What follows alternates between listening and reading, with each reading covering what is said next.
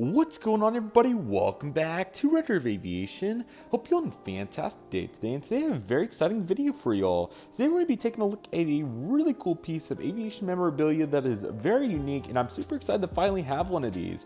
Ladies and gentlemen, I bring to you the Southwest Airlines Corporation 1983 Annual Report. This is a really cool piece of aviation memorabilia that I'm super excited to have today, and today we're going to take a full look at all that you can find here and what an airline's annual report looks like. So let's just go ahead and get started. First and foremost, a huge shout out to Chris Slimmer, the one and only, who sold me this at the Chicago One Day Show for spring 2024. This is a really cool piece, and he was very generous and gave me a really fair deal on it, so I really appreciate him doing that. And this is a really cool piece that we're going to take a look at today, everybody. So let's go ahead and get started. So again, the header there shows the annual report, and then you can see here, sorry that the sun's kind of trying to shade it, or I don't reflect it a little bit too much. We, the people of Southwest Airlines, and then you can see the Southwest logo. So I've always been interested in diving into new pieces of aviation memorabilia that I've never had before, one of which of course includes annual reports, and they're very unique pieces, and this one's really unique because of some of the illustrations and various graphics in here. So I'm really excited to take a look at this. So let's just go ahead and get started. And to kind of prevent the shadow, I already brought in a piece of terminal there, so hopefully it holds up the page a little bit better there. So you can see if I put it completely flat, it's a little too shaded, but hopefully if I throw this on top of it, it'll be a little bit easier to see. So I also probably need to, I wish my tripod would go a little bit higher, but I think that should get us a pretty good view of what we're doing. So here we go for the table of contents, and it has the consolidated highlights as well. So I'm not going to go through each and every line word for word, but I want to go over some of the massive numbers that we definitely need to look at. So obviously, you have the table of contents, which we have about 20 pages here going over the shareholders, the low cost, the high productivity,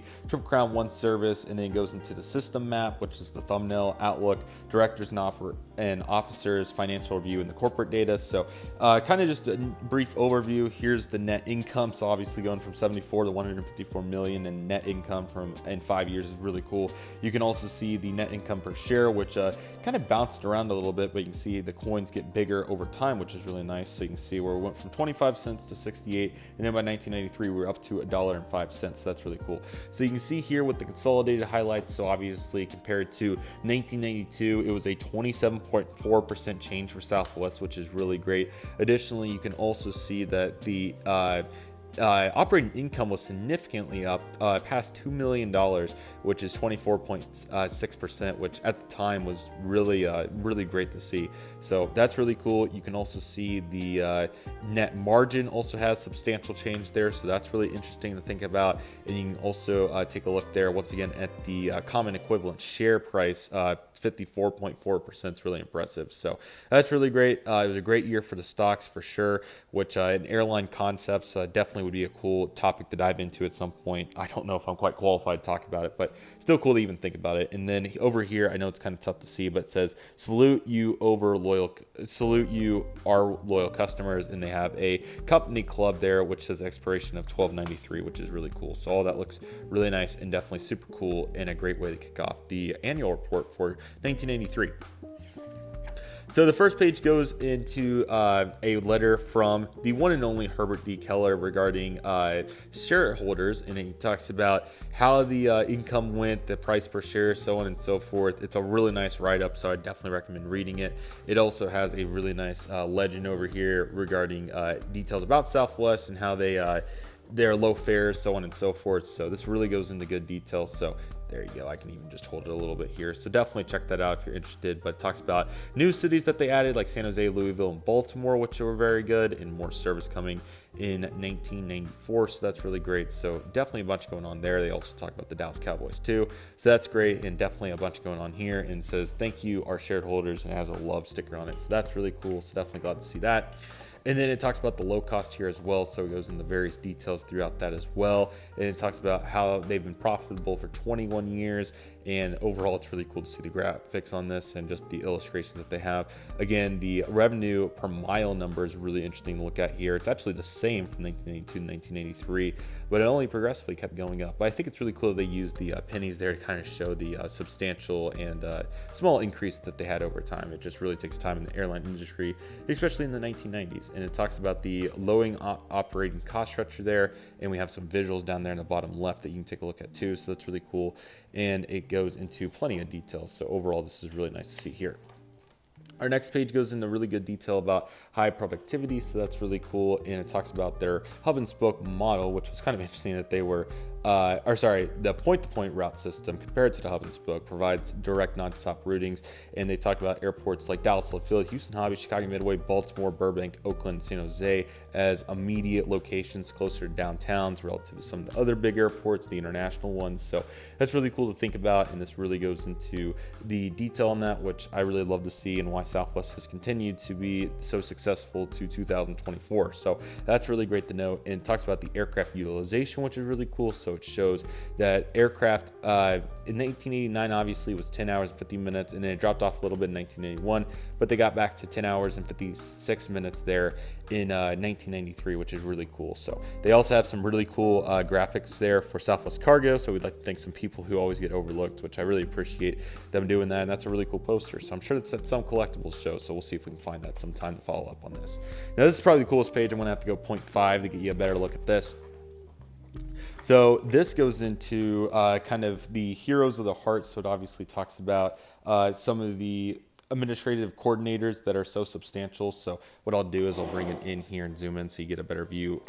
Listed here, all the names. There's even a person from Tulsa on this list, which is really cool. But every one of their stations had a honoree from the administrative coordinators. Take a look at, you know, obviously see cities like Dallas, Houston, Phoenix, and others. Actually, Southwest previously flew the George Bush. I did not know that. I thought they would only be hobby, but there's Houston Intercontinental listed there. So they have officially pulled out of George Bush twice now, which is crazy to think about. But obviously, I think the rest of these cities they still fly to. I'm currently looking. They had Cleveland at this point, which is pretty impressive. They had Detroit as well. Harlingen obviously has been a long-served city. They were all the way out to LA by a mile at this point.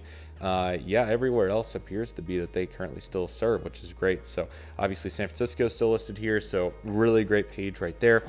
And then you can see here where they have the beautiful hero of the heart Southwest colors there, so that's really cool, and definitely super cool to see them recognizing that. So that's really cool. And then on the inside of this page, it talks about the Triple Crown 1 customer service, and that's obviously why they made that livery, which is now on the 738. So that's really cool to look at, and it talks about their revenue is growing 30% in 1993, which is really cool.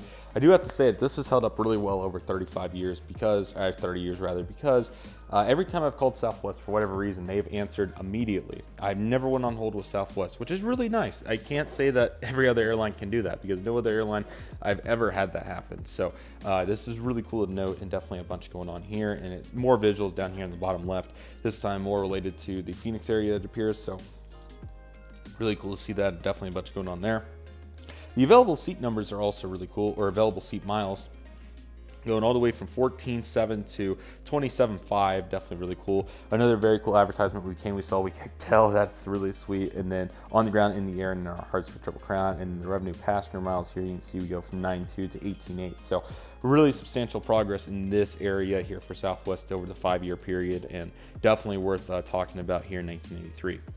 Now, another really cool page here, and this is the thumbnail because of how cool this was, the system expansion for 1993. So this goes into full detail here on their expansion, which is really cool, with the acquisition of Morris Air on December 31st, 1993. The very unique niche market gets talked about extensively.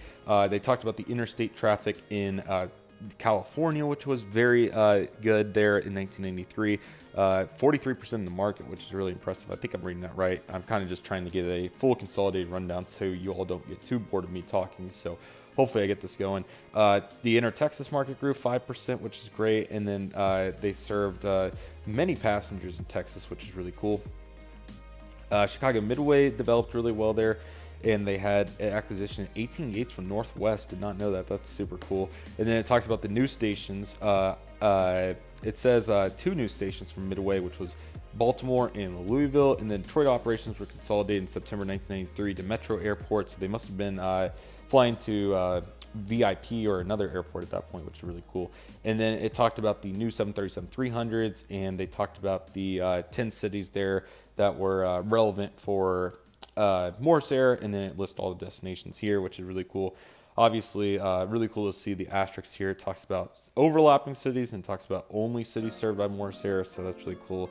And then it talks about more Southwest service in the following summer, June, July 1984. So plenty going on here, which is really nice and definitely really cool to see all of what's going on here. Again, George Bush, I think, is the only city I noticed off the top of my head that was pulled that was not a station of Morris Air. So this is really cool, but I really like the BWI, SDF, and SJC logos there. And then obviously the whole map shows you all of the routes that they had, which is really cool. So Baltimore was really their only city on the East Coast. So they finally added one. And then this is when the expansion started. We didn't even fly to Atlanta at this point.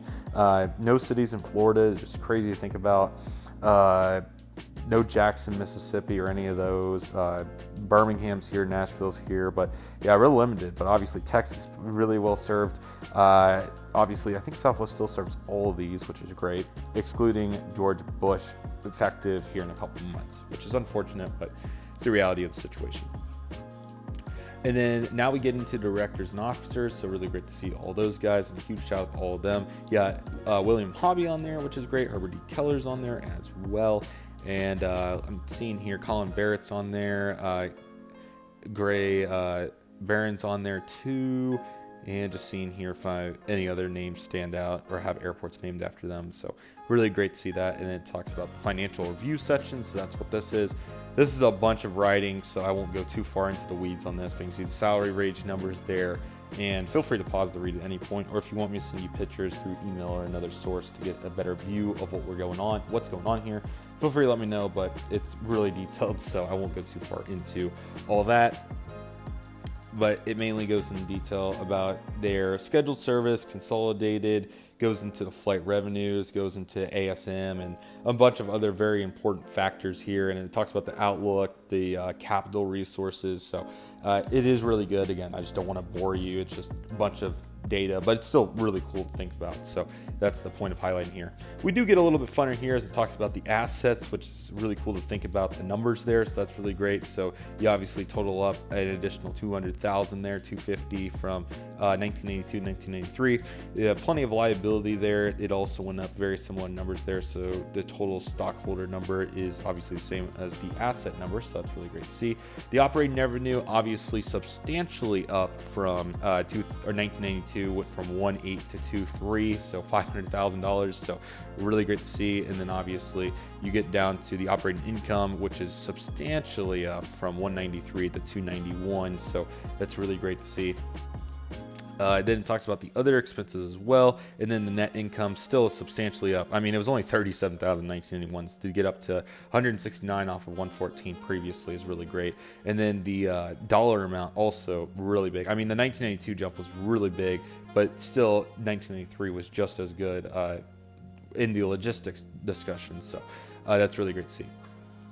And then this goes into the balance dating back to 1990. So you can really see how great the airline has grown at this point, and you can see various numbers down there, which is really great. So it talks about the dividends, which I do a little bit of stock myself. So at some point I'd like to do some Southwest, but right now it's not the time, unfortunately. But it is cool to see how they progress. So I definitely will be looking more into those numbers at some points. Dividends are one major part of taxes, of stocks, and tax is an important part of stocks too. And then obviously plenty of other information in there too. Cash flows, you can see substantially up. I mean, it was certainly a great year for Southwest. They just continue to thrive. That 1992 jump really induced this 1983 jump, which to do that 2 years in a row is really great. So I'm now really interested to start looking around at the following years and seeing how it went for Southwest. So that's really cool. Cash payment numbers, obviously the income tax higher, so on and so forth. But it is cool to think about all these concepts.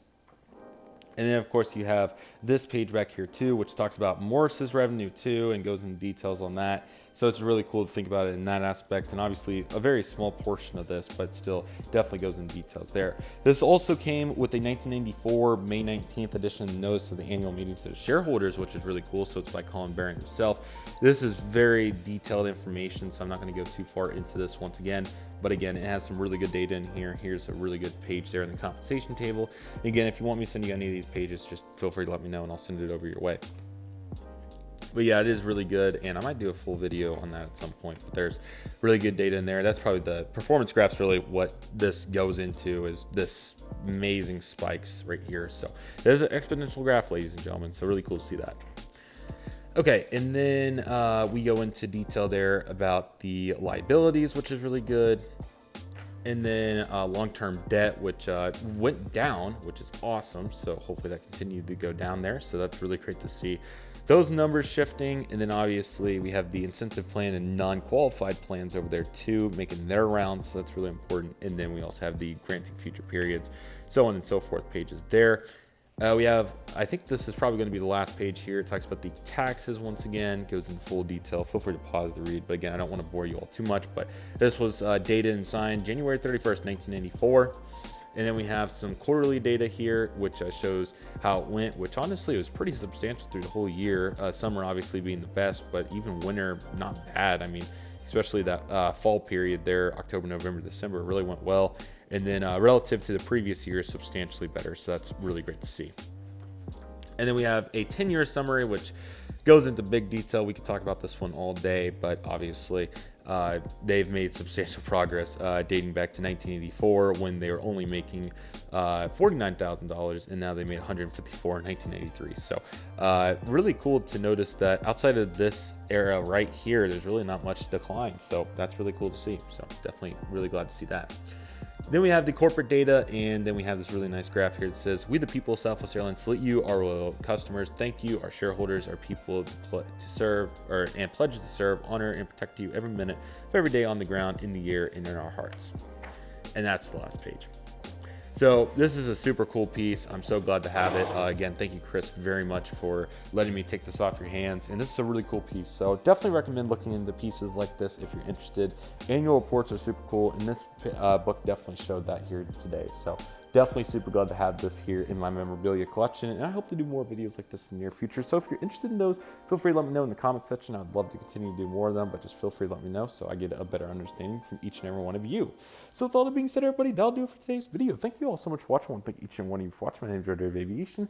Take it easy, everybody. Stay safe. Trust the process. Do you love and love you do. My name is Redriveraviation. I want to thank you all so much for watching, and I'll see you all soon as Redriveraviation is signing off.